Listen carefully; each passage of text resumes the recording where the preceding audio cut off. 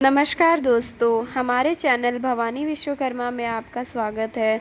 आज हम जानेंगे कि 20 मई यह उपाय कौन सा उपाय है जिससे कलयुग के सारे रोग और जितने भी दुख है सारे मिट जाएंगे आपके जीवन से। इस वीडियो को अंत तक ज़रूर देखें, तभी आपको हमारी सारी बातें समझ में आएंगी। और अगर आपको हमारा चैनल अच्छा लगे तो हमारे चैनल को सब्सक्राइब करना ना भूलें।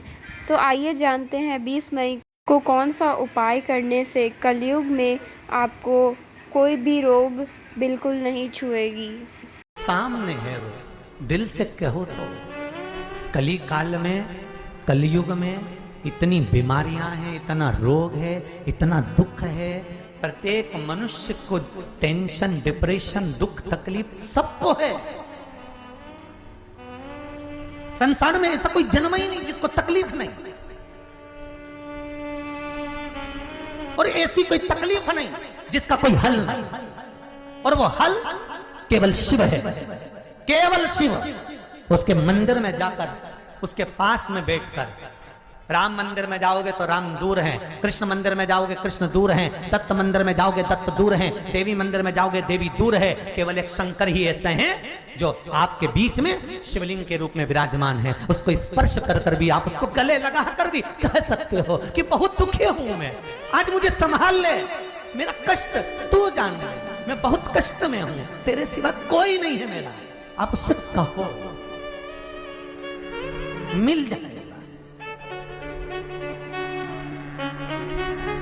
नरसिंह मेहता के बड़े भाई और बड़ी भाभी ने धक्के मार कर निकाल दिया था। शंकर जी के शिवलिंग से गले लगकर रोया। श्री नरसिंह मेहता, संत नरसिंह मेहता, भगत नरसिंह मेहता शिव जी से गले लगकर रोते हैं तो शंकर भगवान प्रकट होकर कहते हैं तुझे क्या चाहिए। नरसिंह तो कहता है मैं सांवरिया सेठ का भक्त हूं और प्रकट शंकर जी हो गए।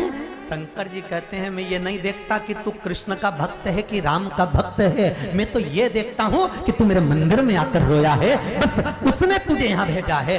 कहीं राम ने, कहीं कृष्ण ने मेरे पास में भेजा होगा। इसलिए शिव कहते हैं मुझे ये नहीं मालूम कि तू सांवरिया सेठ का भजन करता है कि राम का भजन करता है कि तू किसका भजन करता है। मैं तो ये जानता हूं कि मेरे सामने आया है, मेरी चौखट पर आया, मेरे दरवाजे पर आया।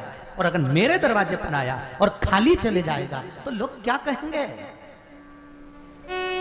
पृथ्वी का व्यक्ति जीते जी वैकुंठ जा सकता है? अरे बोलो जम के, जा सकते हो? नहीं। पृथ्वी का व्यक्ति ब्रह्मपुरी जा सकता है?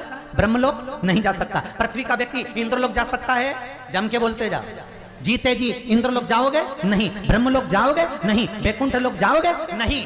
पर जीते जी पृथ्वी का व्यक्ति कैलाश धाम अर्थात शंकर के मंदिर जा सकता है। जीते जी आप शिव महापुराण तक जा सकते हो।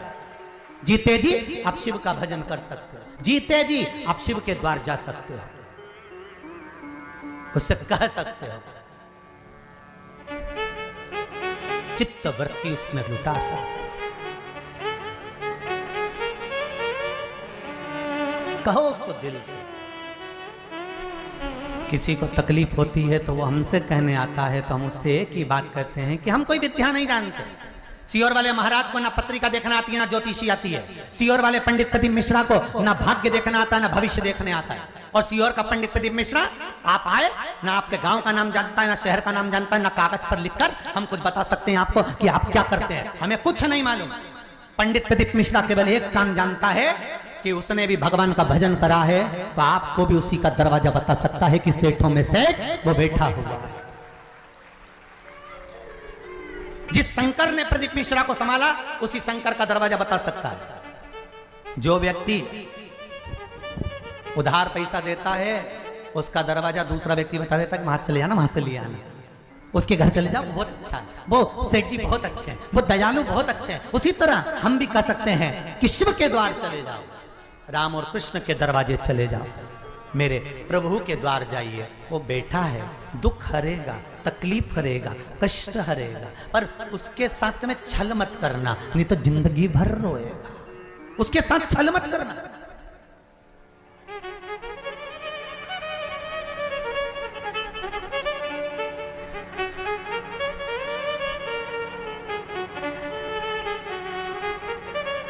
मौका देने वाले को कभी धोखा मत देना।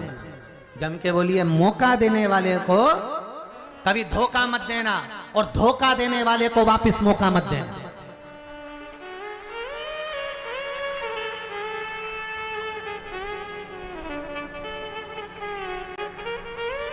शिव से कह रोएगा। एक पशुपति व्रत शिव महापुराण का दिल से करो। एक बार नहीं सुनाना उसने, दूसरी बार करो। दिल से करना, परंतु दिखावे से। ये शिव महापुराण की कथा कई लोग कहते हैं गुरुजी आप ऐसी बाजते हैं वैसी बाजते हैं। हमको बाचना भी नहीं आता, हमें आता नहीं कुछ भी। वो तो बस शंकर जी बैठ रहे हैं, बाच रहे हैं और आप शंकर जी के रूप में सुन रहे हैं और जजमान शंकर जी के रूप में करा रहे हैं। कोई औकात नहीं इस प्रदीप मिश्रा की। कोई बहुत तुम्हारे जैसा हूँ और तुम्हारे जैसा रहना चाहता हूँ। दिल से कहता हूँ, आनंद में रहना चाहता हूँ। बहुत छोटा सा जीवन है, चाहे आप हो चाहे हम हो। एक छोटी सी चिड़िया जैसे सरोवर में पानी पीने आती है, उड़ जाती है। परमात्मा ने क्यों मनुष्य का हमको जीवन दिया है, ये क्यों मानव का शरीर बनाया और क्यों शिव पुराण बचवा रहा है, ये पता नहीं है। क्यों जनमानस तक पहुंचा रहा है, पता नहीं है। आज पूरा विश्व, भारत ही नहीं, चारों तरफ देश विदेश में लोग शिव पुराण को सुनकर अच्छा कर्म में अगर लग रहे हैं तो कहीं शंकर चाहता होगा कि तुम्हें कष्ट से, बीमारी से दूर करेगा। पशुपति व्रत आप कर रहे हैं, नहीं सुन रहा ना, कहो उसको एक बार। कभी कभी कह दिया। आप जितने दिल से हमसे कहते हो ना, उतने दिल से उसको कहो।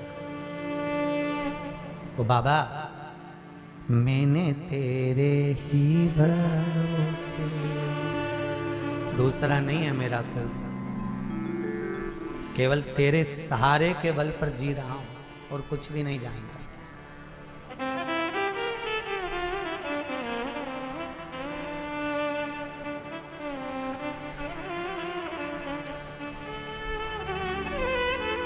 और फिर कहूंगा,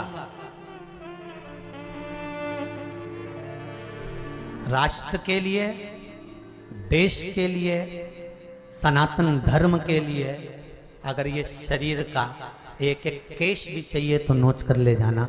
ये राष्ट्र के लिए ये शरीर है, सनातनियों के लिए शरीर है, दे दो, उसके लिए बना।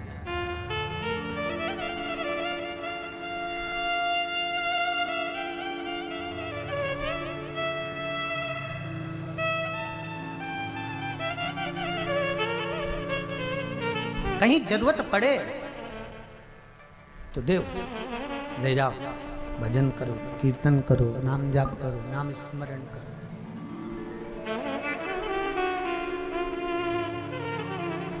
एक बात और कहना चाहेंगे, कहीं भोजन भंडारे होते हैं, नवरात्रि आएगी भंडारे चालू हो जाएंगे, श्रावण महीना आएगा भंडारे चालू हो जाएंगे।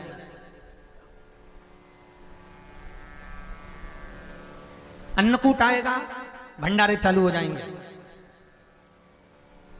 जितना आपके पास में थोड़ा बहुत अगर ज्यादा है तो जो भंडारे कर रहे होते हैं उनको सहयोग देना चाहिए।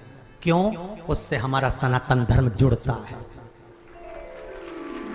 भंडारे हो रहे हैं, दान करो, धर्म करो, पुण्य करो, सत्कर्म करो, पर भंडारा करवाने वालों से निवेदन है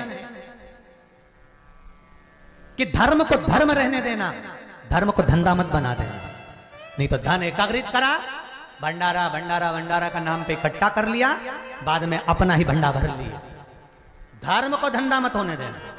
लगाओ, भंडारे में धन की जरूरत है, वैभव की जरूरत है, सत्ता की जरूरत, लगाओ, पर वहीं तक सीमित रखो कि हमें जनमानस के लिए करना है, खुद के लिए नहीं, खुद के लिए नहीं।